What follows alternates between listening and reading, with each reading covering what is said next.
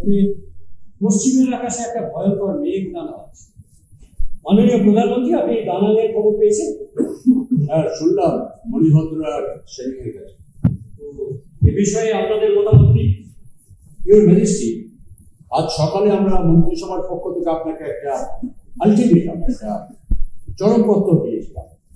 যদি কিছু মনে না করেন তাহলে কিন্তু আমরা ওই চরমপত্রের ব্যাপারটা ফয়সলা করতে চাই। হ্যাঁ হ্যাঁ, আপনার কথা বলে আমাকে একটা চরম পত্র দিয়েছেন। তাতে স্বাক্ষর করে আমাকে আপনাদের সঙ্গে সম্মত হতে হবে যে ভবিষ্যতে আপনাদের পরামর্শ মতোই কেবল আমি কাজ করব। ঠিক তাই। বাইরে কোথাও কোনো বক্তৃতা দিতে পারবো না, মিডিয়ার সঙ্গে কথা বলতে পারবো না, তাই তো? ঠিক তাই। অর্থাৎ একটা বোবা রাজা আপনাদের হাতে কুকুর হয়েই কাজ করতে হবে। ঠিক, সে যাই হোক, বিকেল 5টায় আপনার সিদ্ধান্ত জানাবেন বলেছিলেন। এখন বাজে 5:15। তা এই চরমপত্রের বিষয়ে আপনার মন্ত্রিসভার অন্যান্য মন্ত্রীদের কি অভিমত? অভিমত এটাই যে আপনাকে চরমপত্র মানতে হবে এবং সই করতে হবে। এসব কথা বলে মন্ত্রীদের মধ্যে একটা বিভেদ সৃষ্টি করে কোনো লাভ নেই। যদি আপনি এই চরমপত্রের সই না করেন তাহলে আমরা সকলে পদত্যাগ করে জনতার কাছে যাব। জানতে চাইব তারা কোনটা চায়, একজন স্বৈরাচারী রাজা না একজন সাংবিধানিক রাজা যিনি তার মন্ত্রিসভার ইচ্ছে মতন কাজ করবেন। এ ব্যাপারে আমরা সবাই একমত। এবার আপনার বক্তব্য। না, স্বৈরাচারী রাজাদের দিন আনে। আপনারা হয়তো ভাবছেন যে আমাকে ছাড়াই আপনারা রাজ্য চালাতে পারেন, কিন্তু আমি মনে করি যে আপনাদের পরামর্শ ছাড়া আমি রাজ্য চালাতে পারবো না। সেই কারণেই আমি চাই যে একজন সাংবিধানিক রাজাই থাকুন এখানে, যিনি মন্ত্রিসভার পরামর্শ মতোই কাজ করবেন। তাহলে একটা বাবা, আবার হয়তো কোনো ফ্যাক্টর না, সেসব কিছুই নয়। আপনারাই বলেছেন যে আমি সাংবিধানিক রাজার কর্তব্য পালন করছি না, মানে আপনাদের লাভাস্তার হয়ে কাজ করছি না। আমি বলতে চাইছি যে আমি করছি না নয়, আমি করতে পারছি না। আমার কোনো স্বাধীনতাই থাকবে না, কোনো বক্তব্যই থাকবে না, এমন কোনো কাজ করার আমার স্বভাবই নেই। তাই আমি কি করে আপনাদের মর্জি মাফিক রাজা হব? সেটা তো সম্ভব না। এই কথাটা কিন্তু রাজা ঠিকই বলেছে। হ্যাঁ, পরিষ্কার স্বীকার। ধন্যবাদ, অসংখ্য ধন্যবাদ। তাই আপনাদের সাংবিধানিক আদর্শের প্রতি আনুগত্য জানিও আমি ওই চরমপত্রে সই করতে পারছি না। কারণ সই করলেই আমাকে এমন সমস্ত বাধ্যবাধকতায় জড়িয়ে পড়তে হবে যেখানে আমার বিবেকের বিরুদ্ধে কাজ করতে হবে। সেটা তো আমার পক্ষে করা কখনোই সম্ভব নয়। এদিকে বলছেন আপনি সাংবিধানিক রাজা চান, ওদিকে বলছেন চরমপত্র মানবেন না। তাতে তো কোনো সমস্যা নেই। কোনো ব্যক্তি যখন তার বিবেকের তাড়না তার সাংবিধানিক কর্তব্য পালন না করতে পারে তখন সে পদত্যাগ করে। পদত্যাগ মানে কি বলতে চান? রাজা কখনো পদত্যাগ করতে পারেন না। পদত্যাগ না করতে পারলেও সিংহাসন ছেড়ে দিতে পারে। কি বলছেন আপনি? সিংহাসন ছেড়ে দেবেন মানে? আপনি কি উন্মাদ হয়ে গেলেন? ভগবানের দোহাই এটা করবেন না। কেন? ইতিহাসে তার নজির আছে। ইংল্যান্ডের রাজা চার্লস ফিফথ। চার্লসের ফিফথের কথা ছাড়ুন, উনি অত্যন্ত বাজে লোক ছিলেন। আমরা যেভাবে করেছি আপনাকে সমর্থন করে এসেছি। আমাকে এভাবে পদে বসিয়ে দেবেন না স্যার। আমার পরামর্শ ছাড়া আপনি সিংহাসন ছাড়তে পারেন না রাজা। আমি তো আপনার পরামর্শ মতো কাজ করছি। কি বলছেন আপনি? পুরো ব্যাপারটাই হাস্যকর। আপনি নিশ্চয়ই সিরিয়াসলি কথাগুলো বলছেন না। কেন পারেন না সিংহাসন ছাড়তে? যদিও আমি পুরোপুরি গণতন্ত্রী, রাজা ঢাজার উপর কোনো শ্রদ্ধা ভক্তি আমার নেই, তবু আমি একে একজন শক্ত এবং বিবেকবান মানুষ হিসাবে শ্রদ্ধা করি। রাজা সিংহাসন ছেড়ে দিতে চাইছেন, দিন, চুলোই যাক সিংহাসন। আসুন আমরা রাজাকে বাদ দিয়ে পূর্ণ গণতন্ত্র প্রতিষ্ঠা করি। না, আমি সিংহাসন ছাড়তে চাইছি রাজতন্ত্রকে বাঁচিয়ে রাখতে, তাকে ধ্বংস করতে নয়। আমি সরে দাঁড়াবো, কিন্তু আমার জায়গায় সিংহাসনে বসবে আমার ছেলে কীর্তিমান।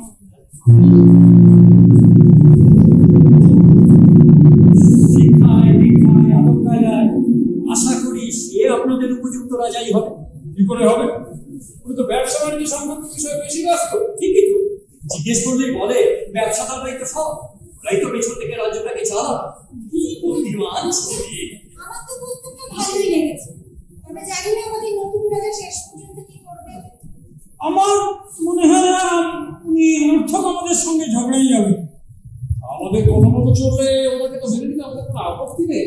আর রাজা যদি সত্যি সত্যি সিংহাসন ছেড়ে দিতে চান, তাহলে অবশ্যই তিনি তার মনোনীত একজনকে সিংহাসনে বসিয়ে নিজের সঙ্গে দাঁড়াতে পারে।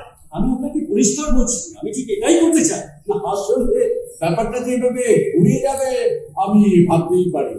তবে রাজা সাহেব এখন যা করতে চাইছেন তা অকপট এবং আমাদের বর্তমান সমস্যার সমাধানের ক্ষেত্রে একটা সঠিক পথ বলেই আমি মনে করি। আমারও তাই মনে হয়। আমি কি? প্রতিবাদ করছি না। এ প্রস্তাব সমর্থনযোগ্য। সবারই সমর্থন রয়েছে। আমি এখনই কিছু বলতে পারছি না, ভাবতে হবে। তবে আমার মনে হয় রাজা অত্যন্ত বুদ্ধিমান এবং তিনি যেটা করতে চাইছে ভালো ভেবেই করছে। সুতরাং এ ব্যাপারে আর কারণ কিছু বলার নেই। আপনার মানে আরো 8 ঘন্টা বলার আছে। এই সময় এরকম থাকলে আর কি করবেন না তো? এটা একটা বিশেষ মুহূর্ত। এই মুহূর্তে এতদিনের একটা সম্পর্ক ভেঙে যেতে চলেছে। রাজার সঙ্গে আমাদের সম্পর্ক শুধুমাত্র একটা রাজনৈতিক স্তরে ছিল না, একটা একটা সুন্দর বন্ধুত্বের স্তরেও ছিল। হ্যাঁ, আমাদের মধ্যে মতপার্থক্য ছিল, কিন্তু তা ছিল নিতান্তই সাংসারিক ঝামেলা। ঠিক না?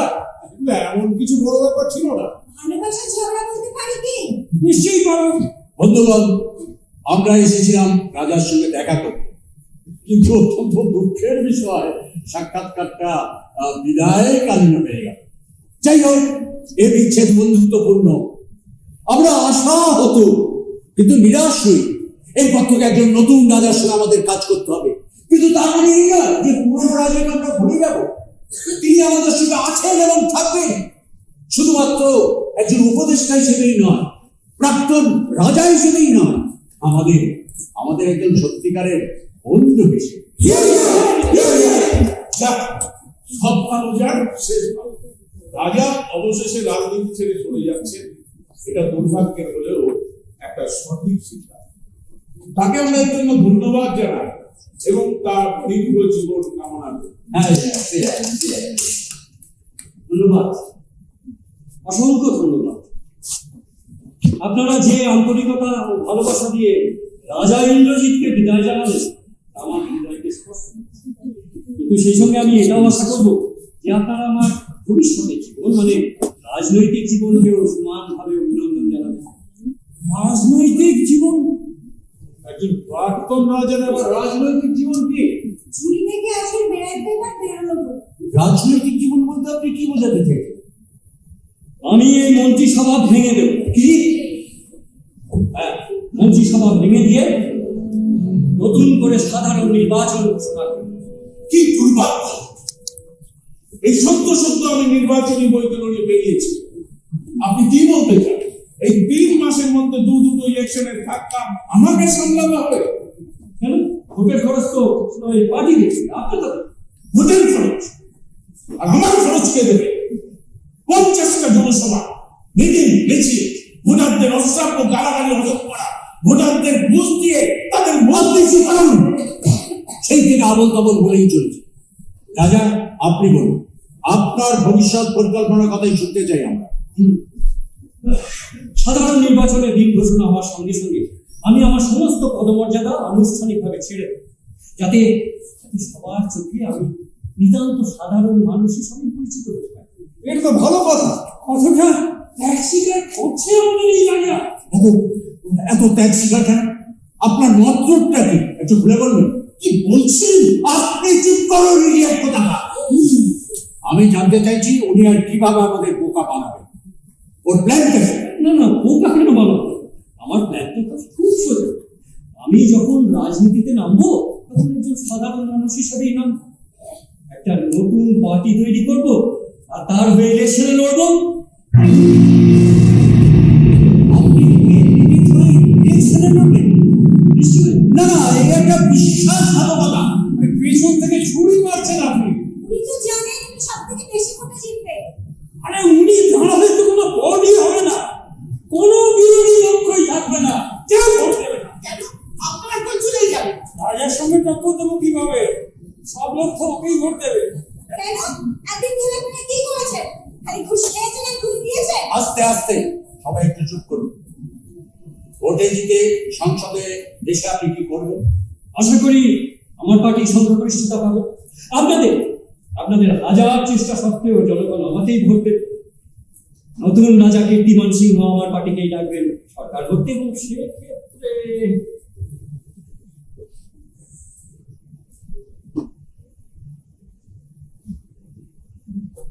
হ্যাঁ, আমার তো প্রত্যেকটা ভালোই লাগলো, কিন্তু কিন্তু জানি না লাস্ট পর্যন্ত কি হবে। না, যা হওয়ার ভালোই তো হবে। এতদিন আপনারা আমার নামে অনেক কিছুই প্রকাশ্যে বলতে পারতেন না, সেগুলো আপনারা পারবেন। আমিও আপনারা কোথায় কি করেছেন, কি বলেছেন, সবকিছুই জনগণকে সরাসরি বলতে পারবেন। দরকার হলে তদন্ত হবে, কে দোষী, কে জনগণের সঙ্গে বিশ্বাসঘাতকতা করেছে, সব তথ্যই বেরিয়ে আসবে। একটা একটা স্বচ্ছ প্রশাসন, ভাবতে ভালো লাগছে না? আমার কাউকে ইচ্ছে করছে। আপনি থামুন তো। মাননীয় প্রধানমন্ত্রী, আমরা আপনার প্রতিক্রিয়া জানতে চাই। ইওর ম্যাজেস্টি, আপনার কাছে কি ওই চরমপত্রটা আছে? হ্যাঁ হ্যাঁ, নিশ্চয়ই আছে।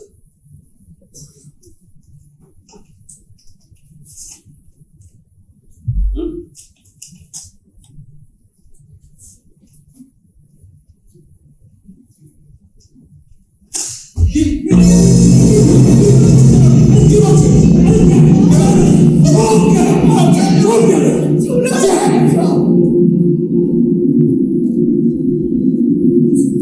রাজা ইন্দ্রজিৎ সিংহ রাজাই থাকবেন, সিংহাসন ছাড়বেন না। নতুন করে কোনো সাধারণ নির্বাচন হবে না এবং রাজাও কোনো নতুন দল করবেন না। আর চরমপত্র? চুলোই না, চিরতেই গেছে। কোনো চরমপত্র থাকছে না। রাজার সঙ্গে আমাদের আগেও যা সম্পর্ক ছিল এখনো ঠিক তাই থাকবে। আর ভেটো অর্থাৎ যে আইন করে রাজা প্রায়শই আমাদের প্রস্তাবগুলোকে অগ্রাহ্য করতে রাজি হবে। বললাম তো, যা যেমন ছিল তা তেমন থাকবে, কোনো পরিবর্তন হবে না। হ্যাঁ, পরিবর্তন মানেই পতন।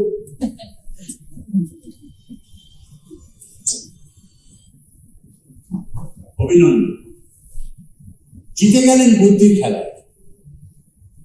তবে এভাবে আমাকে খচিয়ে দেওয়ার জন্য আপনাকে আমি ক্ষমা করব না।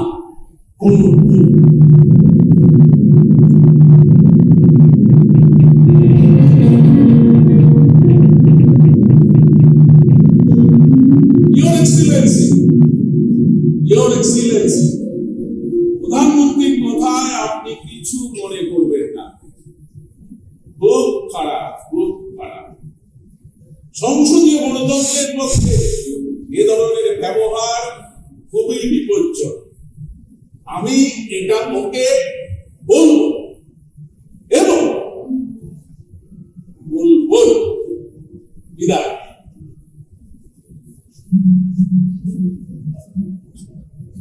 রাজনীতি আমি ছেড়ে দিচ্ছি, অধ্যাপনাতেই ফিরে যাব। যথেষ্ট হয়েছে, রাজনীতির মতো তো আমি আর নেই। Well done. Wish you best of luck. Thank you.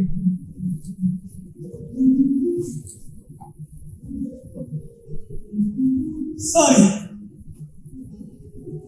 আমি তা বলতে পারছি না। রাজনীতি ছেড়ে দিয়ে যাবো কোথায়, খাবো কি? উপায় নেই, উপায় নেই। যা চলছে তাই চলবে, যা চলছে তাই চলবে। ইস, তারপর একটা কাণ্ড হতে হতে থেমে গেল। সত্যি যদি একটি নতুন পার্টি করে প্রধানমন্ত্রী ক্ষমতায় আসতেন, তাহলে আর ওই ব্যর্থতাগুলো সাইজটা হতো। ওদের চাপের জন্য তো কোনো ভালো কাজই করা যায় না। না না, চিন্তা করুন, এবার আর মন্ত্রিসভা সহজে আমার বিরুদ্ধে কথা বলার সাহস পাবে। আর আমিও সেই সঙ্গে চেষ্টা করবো বিপ্লবের সাধারণ মানুষ যেন গণতন্ত্রের সুবিধা পায়। হ্যাঁ, আর ব্যবসাদারদের চাপ তো থাকবেই, ওদেরও ছেড়ে দিলে চলবে না, সকলকেই সাথে নিয়ে চলতে হবে। আসলে কি জানো, আসলে গণতন্ত্র এমন একটি সুন্দর ফুল যা কেবল ভালো মালিরাই ফোটাতে পারে। কতগুলো ঘুষখোর, মুনাফাখোর, স্বার্থপর মানুষের হাতে গণতন্ত্রের ফুল ফোটে না। এমন মালি চাই যে দেশকে ভালোবাসে, দেশের মানুষকে ভালোবাসে এবং গণতন্ত্রের মূল মন্ত্রে বিশ্বাস করে।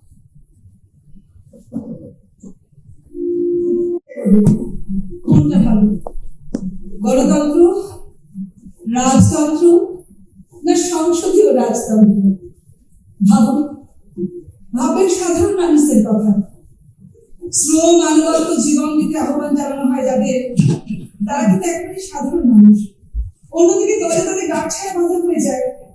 অন্যপক্ষে মালিক, দালাল, শ্রমিকের নৈতিক আদান প্রদান, ক্ষুদ্র অন্যায়, দেখছেন এতক্ষণ বৃহৎ অন্যায়, এইসবের মধ্যেই উৎপল জানতে চেয়েছে প্রকৃত মানুষ কি, প্রকৃত মানুষ কেন, প্রকৃত মানুষ কিভাবে হয়, কেমন করে কোথায় যায় প্রকৃত মানুষ। আসলে এইসব বিচার নিয়ে উৎপলের মৃত্যু হতে পারে না। উৎপল দত্তের মৃত্যু নেই, নেই উৎপল দত্তের মৃত্যু নেই। কালকে রাতে ঘুমের মাঝে চোহিলকে দেখেছি, বলি যো তুমি তো আর বেঁচে নেই, বলে মৃত্যু নেই, আমার মৃত্যু নেই। বলি মিল মালিকে খুন করেছে পিস্তলে তোমায়, বলে বন্দুক দিয়ে কি মানুষকে কখনো মারা যায়, কখনো মারা যায়। শহর জুড়ে কলকারখানায় খনি বাগিচায়, যেথায় শ্রমিকের লড়াই সেথায় আমি ভাই, সেথায় আমি ভাই। কালকে রাতে ঘুমের মাঝে জহিলকে দেখেছি, বলি যো তুমি তো আর বেঁচে নেই, বলে মৃত্যু নেই, আমার মৃত্যু নেই, আমার মৃত্যু নেই।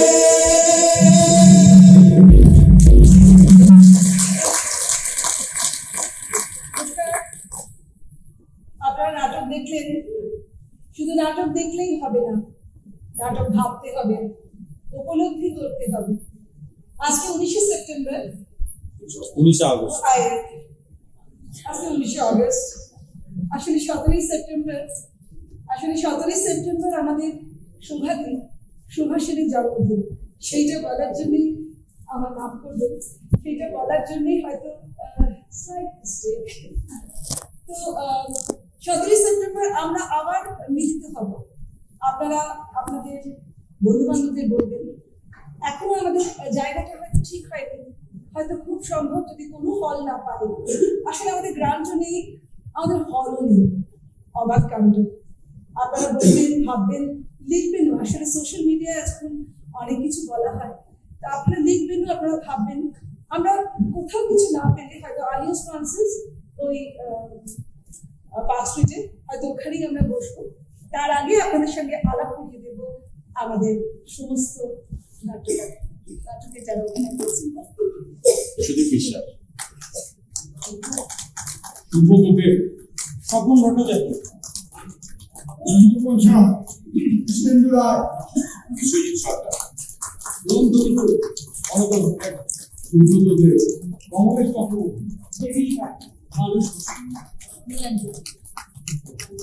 আমি কৃষ্ণপ্রিয়াকে একটু ডাকবো। আর আমাদের যারা সাহায্য করেছেন, এখানে অনেকেই আছেন, শাগুফতা হানাফি, রাজীব লোধা, এদেরকে আমি একটু স্টেজে আসতে অনুরোধ করছি। আপনারা আর সবাইকে একটা কথা বলি, সবাইকে একটা কথা বলি, উৎপল দত্তকে বাঁচিয়ে রাখবেন। আজকে এই হলে অনেক ফাঁকা সিটগুলো দেখে আমার এখন বোধহয় মনে হচ্ছে উৎপল দত্ত নিশ্চয়ই বেঁচে থাকবেন। উৎপল দত্তের নিজের কথায়, যখন তোমাকে অনেক লড়াইয়ের মোকাবিলা করতে হয় তখন জানবে তুমি সঠিক পথে আছো।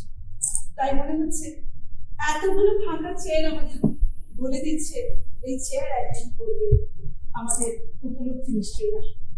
দেখা হবে। আমাদের অনেক উপকার করেছে। অনেকের লাইকটা দাও। এটা অনেকের লাইকটা দাও।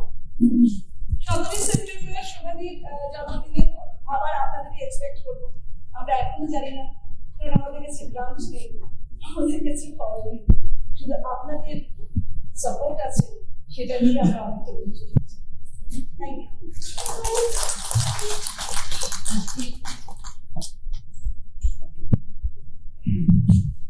আজকে সেই মানুষ সুপ্রিয়াকে নিয়ে এসো।